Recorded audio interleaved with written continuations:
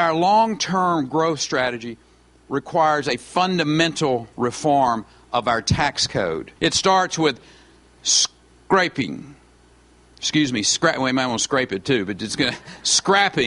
the 3 million words of the current tax code, starting over with something simpler, a flat tax. A flat tax. The flat tax is the new P90X. It's like this year's red tie, white shirt, blue jacket for the Republican candidates. The defining feature of the most expensive, failed, vanity Republican presidential candidacy of 1996. Hi, Steve Forbes. It's back. And these guys think that it's money this time. Could the flat tax do for Rick Perry what 999 has done for Herman Cain? Joining us now for the interview is Nobel Prize-winning economist Paul Krugman, who is a columnist for the New York Times. Mr. Krugman, thank you for your time tonight. Yeah, hi. Hi there. Politically, everybody's sort of poised for the inevitable Rick Perry campaign comeback. Next week in South Carolina, he's due to unveil his plan for a flat tax. How would that work? What would you see the impact of that being, given its popularity among the Republican candidates right now? Wow. I mean, I can't predict what the Republican base is going to say. I mean, the Cain plan looks like a total disaster from the point of view of most Americans, and that almost has to be true of anything Perry proposes as well, right? A flat tax, almost by definition, is going to be a big tax increase for the poor and the middle class. In terms of pulling ourselves out of the economic hole that we're in, stemming a second recession, as far as I understand it, we really have a demand problem. We sort of desperately need to put some more demand into the economy so businesses have a reason to hire people because they've got people to sell to. What would a flat tax achieve in that regard? I mean, to a first approximation, nothing, but maybe to a second approximation, it'll make things worse. I mean, to the extent it's going to matter at all, the people who are going to be hit by it, who are going to be made worse off, are the people who are living closer to the edge and will therefore cut their spending. And the people who are going to be benefiting are the people who already have plenty of money and are not going to spend the extra windfall. But, you know, the real question is, why on earth are we talking about this right now? We've got 14 million unemployed people.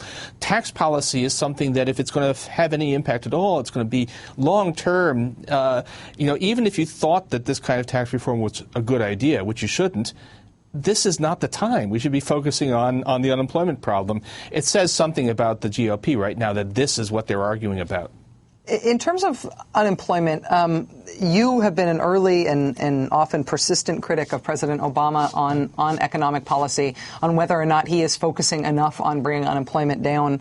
President Obama is now barnstorming the country with a pretty populist economic message. Are you feeling encouraged at all, economically speaking, by what you are seeing from the White House now, or do you think it's not enough? Well, I mean, the new jobs plan it's a funny thing. It's a lot better than I expected, and it has me greatly encouraged. It's also vastly inadequate to the problem. So on the one hand, you say, well, look, this is about a quarter of what we really need.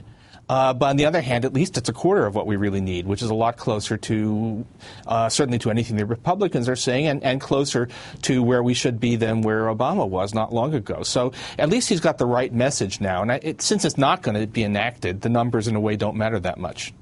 In terms of the right message and basically having the right conversation about the right problem, I know that you went down to the Occupy Wall Street protests tonight to see the demonstrations down there. Do you feel like that has had any effect at moving the conversation, at least to be framed on the right problems, if not the right solutions? Well, you know, the conversation has changed a lot in just the last month or so. I mean, you and I are both people who track this a lot, and just 6 weeks ago, it was all deficits, which is the wrong subject, and no talk about jobs. And all of a sudden, we are talking about jobs. Some of that is Obama, but I think a lot of it is the Occupy Wall Street stuff. And it's amazing, actually. These are such a good-natured, mild-mannered group of demonstrators, if I may say. You know, this was not the rabble. These were your neighbors, basically, down in Zuccotti Park. But just because somebody finally stood up and said, hey, the real problems are not the things that you guys have been talking about, seems to have made a big difference to the country.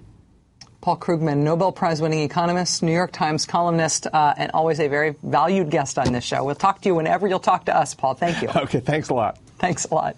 All right, so it turns out that the Koch brothers, of all people, are very mad at me, mad at us as a show, which is sort of weird and also sort of awesome. But my response to them is next.